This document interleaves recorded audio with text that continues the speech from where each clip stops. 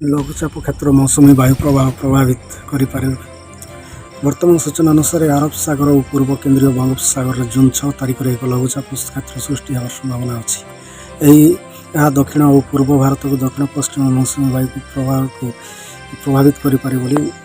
शिक्षा और अनुसंधान परिचालित centre for environment and climate पक्षर मंगलवार कहुई।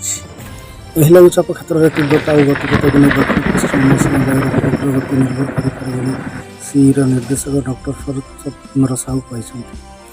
डॉक्टर साहू कहते जून 2 तारिख रु 9 तारिख मध्य दिन में तापमात्रा वृद्धि हो और ओडिशा केतेक स्थान घड़घड़ी सह वर्षा होवार संभावना रही। वर्तमान अनुभूत होता पाग अनुजाई 1 तारिख पर्यंत राज्य में आभ्यंतरीण अंचल दिन में तापमात्रा 42 डिग्री सेल्सियस कम और उपकूल अंचल 40 डिग्री सेल्सियस कम रही।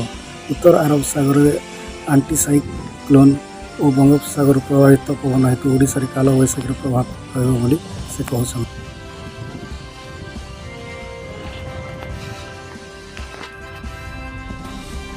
अधिक सूचना पाइबा आम सहित जोड़ी हो रहतु। आउ चैनल को सब्सक्राइब कर पाखे बेल आइकन दबाई ऑल नोटिफिकेशन पर क्लिक करूँ जहाँफल सब लेटेस्ट न्यूज आम चैनल को देखिपारे। Bureau report BN news.